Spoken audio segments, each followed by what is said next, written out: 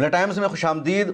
बिहार में शानदार जीत मिलने के बाद ऑल इंडिया मजलिस इत्तेहादुल मुस्लिमीन ने यूपी में 200 सीटों पर चुनाव लड़ने का ऐलान कर दिया है। एआईएमआईएम के लीडर्स ने, नेताओं ने अखिलेश यादव को, समाजवादी पार्टी को सीधी सीधी धमकी देना शुरू कर दिया। साफ लफ्जों में कहना शुरू कर दिया कि अगर तुम लोगों ने हमारे साथ अलायंस नहीं किया, गठबंधन में एआईएमआईएम को शामिल नहीं किया, तो समाजवादी पार्टी का अंजाम भी आरजेडी जैसा होगा।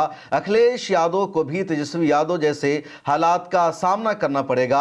पिछले दिनों उत्तर प्रदेश में एआईएमआईएम के सदर शौकत अली ने एक ट्वीट करके कहा कि अब यूपी में भी एआईएमआईएम 200 सीटों पर चुनाव लड़ेगी और हम अखिलेश यादव से सीधे कहना चाहते हैं कि वो हमारे साथ बातचीत करें, अलायंस में मजलिस को शामिल करें। अगर उन्होंने अलायंस में शामिल नहीं किया तो उनको भी बुरे और घटिया अंजाम का सामना करना पड़ेगा। उन्होंने एक ट्वीट में यह भी कहा कि कांग्रेस एक डूबता हुआ जहाज है और कांग्रेस के साथ जो भी गया वो खुद भी डूब गया, इसलिए यूपी में अखिलेश यादव को कांग्रेस के साथ अलायंस करने के बजाय एआईएमआईएम के साथ अलायंस करना चाहिए, उसी में बेहतरी है। उधर बिहार के नतीजा को, रिजल्ट को एक नतीजा के तौर पर पेश किया जा रहा है। सबूत के साथ बताया जा रहा है कि बिहार में एआईएमआईएम को शानदार जीत मिली है, बड़ी कामयाबी मिली है। 2020 में एआईएमआईएम को जितनी सीटों पर जीत मिली थी उन तमाम सीटों पर 2025 में भी एआईएमआईएम चुनाव जीत जाती है। उन जगहों पर भी मजलिस को कामयाबी मिली जहां मजलिस के नेताओं को भी अपनी जीत का भरोसा नहीं था। उसके अलावा 2 सीटों पर ऑल इंडिया मजलिस इत्तेहादुल मुस्लिमीन जीतते जीतते रह गए, यानी बहुत ही कम मार्जिन से हार होती है। बलरामपुर में आदिल हसन आज़ाद को महज 389 वोटों से हार मिली और रीकाउंटिंग में हार मिली। पहले 261 वोटों से जीत मिल गई थी। जीत का बाज़ाब्ता ऐलान हो गया था, फैसला हो गया था, लेकिन सर्टिफिकेट इशू नहीं किया गया था। और जब दोबारा रीकाउंटिंग का मुतालबा हुआ महबूब की तरफ से और जो वहाँ रामविलास पासवान की पार्टी की उम्मीदवार थी संगीता देवी, दोनों की तरफ से जब दोबारा गिनती का मुतालबा हुआ और रीकाउंटिंग में आदिल हसन को एक तरह से हराया गया, ठाकुरगंज विधानसभा सीट से भी महज 8000 वोटों से एआईएमआईएम के उम्मीदवार को हार का सामना करना पड़ता है। 5 विधानसभा के हलक़े ऐसे रहे जहां मजलिस के उम्मीदवार तीसरे नंबर पर रहे, अच्छा खासा इन लोगों ने वोट हासिल किया। 10-12 विधानसभा के हलक़े ऐसे हैं जहां एआईएमआईएम के उम्मीदवार को इतना वोट मिला जिसकी वजह से आरजेडी के उम्मीदवार को हार का सामना करना पड़ा। बहुत से लोग मुझसे कमेंट सेक्शन में पूछते हैं कि अपनी इनकम को कैसे बढ़ाया जाए, इसलिए आज मैं आपको इंट्रोड्यूस करवाना चाहता हूँ एक शानदार ऐप से जिसको मार्केट वुल्फ कहा जाता है। ये एक सेबी रजिस्टर्ड ऐप है जो इंडिया में काफ़ी तेज़ी से बढ़ रहा है। तो चलिए देखते हैं कैसे इसका इस्तेमाल करना है। मैंने यहाँ पिन डालकर लॉगिन कर लिया, बस फॉलो ट्रेंड पर क्लिक किया और ये आपको प्रॉफिटेबल ट्रेंड्स दिखाता है जो बाज़ार में चल रहे हैं और आप एक ही क्लिक में फॉलो कर सकते हैं। आप यहाँ बहुत छोटी इन्वेस्टमेंट अमाउंट से भी ट्रेडिंग शुरू कर सकते हैं, जहाँ दूसरे ऐप्स पर आपको 3 गुना ज़्यादा पैसे चाहिए होते हैं इन्वेस्ट करने के लिए। इसमें इनबिल्ट स्टॉप लूज फीचर भी है जो आपको नुकसान से बचाता है। जैसे ही ट्रेड एक लूज लेवल तक पहुंचता है यह खुद स्टॉप लगा देता है ताकि आपका ज़्यादा नुकसान न हो। और इनका ब्रोकरेज भी इंडस्ट्री में one of the lowest brokerage है। देखिए प्रॉफिट ट्रेंड के हिसाब से मूव कर रहा था, मैंने स्टॉप ट्रेड क्लिक किया और बस 1306 रुपये का प्रॉफिट बुक हो गया इतने कम समय में। इस पूरी फैसिलिटी को आप सिर्फ 99 रुपये का लाइफ टाइम फीस में यूज़ कर सकते हैं। आप यहाँ सब कमोडिटीज़ भी यानी कि gold, silver, crude oil, natural gas भी इतनी ही आसानी से ट्रेड कर सकते हैं सुबह के 9 बजे से रात के 12 बजे तक। मार्केट वुल्फ ऐप आपको फ्री रिकमेंडेशन भी देता है। यह देखिए लोगों ने 14 तारीख को एक दिन में 12,240 रुपया, जून में 70,468 रुपये, जुलाई में 69,696 रुपये और अब अक्टूबर में 57,580 रुपये का प्रॉफिट बुक किया। और इस प्रॉफिट पे मार्केट वुल्फ का कोई भी कमीशन नहीं लगता। मार्केट वुल्फ ऐप के 2 मिलियन प्लस डाउनलोड ऑलरेडी हो चुके हैं, तो देर किस बात की। लिंक डिस्क्रिप्शन में डाल दिया है और कमेंट में भी पिन किया है। Go and check out market wolf अभी। और मजलिस इत्तेहादुल मुस्लिमीन के नेताओं ने पहले ही आरजेडी को, कांग्रेस को चेतावनी दी थी, साफ लफ्ज़ों में कहा था कि तुम हमें अलायंस में शामिल करो, हमें सिर्फ 6 सीटें दे दो, उसके अलावा हमें कोई भी सीट नहीं चाहिए। अगर तुम बाज़ाब्ता गठबंधन में शामिल नहीं कर सकते हो तो हमारे साथ बैठकर बातचीत करो, और जहां हमारा उम्मीदवार होगा वहां तुम कमज़ोर कैंडिडेट को उतारो, वहां पर तुम खामोश चुनाव लड़ो, वहां तुम अपने स्टार प्रचारक को कैंपेन करने के लिए नहीं भेजो। लेकिन आरजेडी ने बिल्कुल सीरियस नहीं लिया, कांग्रेस ने सीरियस नहीं लिया, बल्कि जहां जहां एआईएमआईएम चुनाव लड़ रही थी, खासतौर पर सीमांचल के इलाके में जो मजलिस का गढ़ बन चुका है, जहां से उनके नुमाइंदे जीते हुए थे, वहां मज़ीद एग्रेसिव अंदाज में पूरी क़ुव्वत और ताकत के साथ महागठबंधन ने कैंपेन किया। इमरान प्रताप गढ़ी जाते रहे, राहुल गांधी जाते रहे, अखिलेश यादव इन इलाकों में गए, फिर तेजस्वी यादव गए, इकरा हसन को भेजा गया कि कैसे असदुद्दीन ओवैसी को काउंटर करना है।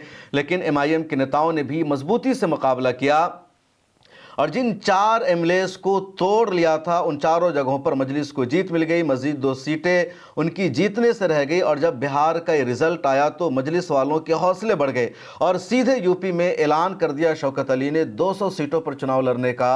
और जैसे ये ऐलान होता है, समाजवादी पार्टी के जो मुस्लिम नेता हैं उनकी हालत ख़राब हो जाती है, उनके आपस में चीमे गोइयाँ शुरू हो जाती है कि क्या करना चाहिए, क्योंकि मजलिस ने बिहार चुनाव में साबित कर दिया कि जहां कहीं भी एमआईएम का उम्मीदवार खड़ा होगा उसको 5,000, 10,000, 15,000 वोट यूं ही मिल जाएगा, बगैर तैयारी के, बगैर मेहनत के, बगैर पैसा खर्च के। क्योंकि बिहार में देखा गया कि 27-28 जगहों पर एआईएमआईएम ने अपने उम्मीदवार को उतार रखा था, और ओवैसी साहब का फोकस सिर्फ सीमांचल का एरिया था। सीमांचल की 9-10 सीटों पर ही वो चुनावी कैंपेन कर रहे थे, वहाँ रैलियां कर रहे थे। मिथिलांचल या बिहार का जो दूसरा इलाका है, वहाँ असदुद्दीन ओवैसी साहब ने कोई अपनी रैली नहीं की, वहाँ अपने किसी नुमाइंदे को नहीं भेजा, वहाँ इम्तियाज़ जलील नहीं गए, वारिस पठान नहीं गए, अख्तरुल ईमान नहीं गए, कोई भी उनकी पार्टी का नहीं गया। खा वो दरभंगा का इलाका हो, मधुबनी का इलाका हो, चंपारण का इलाका हो, सिवान का इलाका हो या गया का इलाका हो।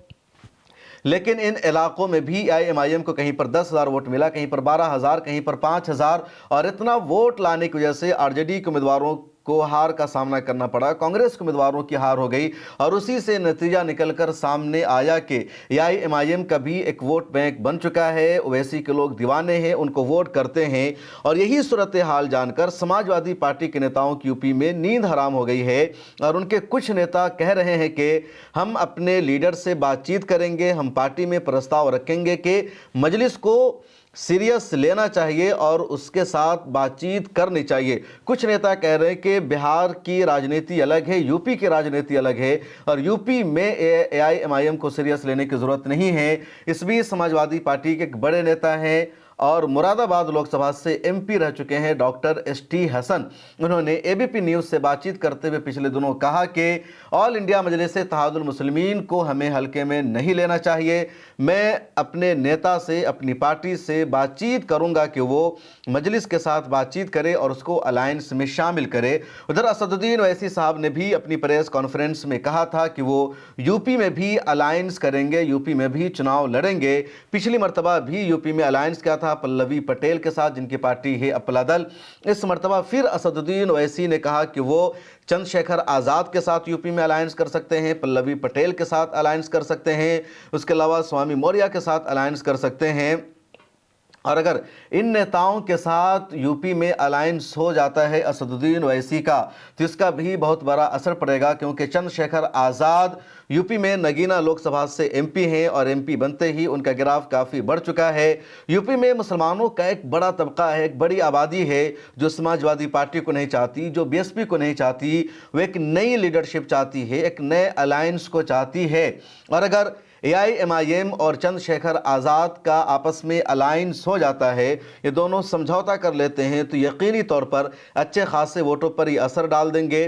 भले ही जीत हो ना हो, लेकिन समाजवादी पार्टी के लिए वेस्ट यूपी में चुनाव जीतना भी मुश्किल हो जाएगा। यूपी में मुसलमानों की आबादी तकरीबन 18% है, और यूपी का जो वेस्ट यूपी का इलाका है, मेरठ, मुजफ्फरनगर, सहारनपुर, हापुड़, अलीगढ़, बिजनौर, इन सब इलाकों में मुसलमानों का वोट सबसे ज़्यादा है। ईस्ट यूपी के मुकाबले में समाजवादी को हमेशा सबसे ज़्यादा सीटें इन्हीं इलाकों से मिलती है और इन इलाकों में अगर AIMIM मजबूती के साथ चुनाव लड़ती है, चंद्रशेखर आज़ाद की पार्टी भी इनके साथ अलायंस में रहती है, दलित वोट भी वेस्ट यूपी के इलाके में ही ज़्यादा है, तो यकीनी तौर पर समाजवादी पार्टी का बड़ा नुकसान हो सकता है। लेकिन दूसरा सवाल यह भी है कि जिस तरह सीमांचल में AIMIM बहुत मजबूत हो चुकी है, घर घर मजलिस का केडर बना हुआ है, घर घर के लोग मजलिस को जानते हैं, असदुद्दीन ओवैसी को जानते हैं, क्या यूपी में असदुद्दीन ओवैसी को इतना वोट मिल सकता है, उनके लिए इतना इम्पोर्टेंस है, इतनी मकबूलियत है?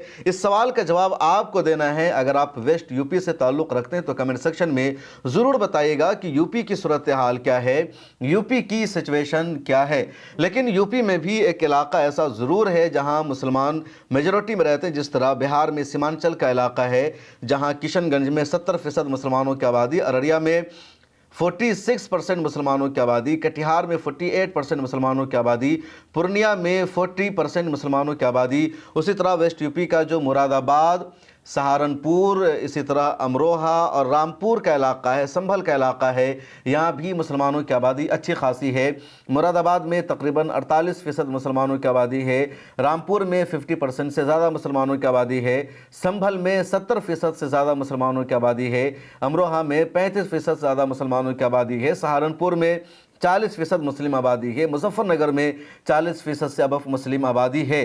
तो कई सारे इलाके हैं जहां इकट्ठी मुसलमानों की बड़ी आबादी पाई जाती है। हालांकि अभी तक मजलिस इत्तेहादुल मुस्लिमीन को यूपी में बिहार जैसी कामयाबी नहीं मिल सकी है।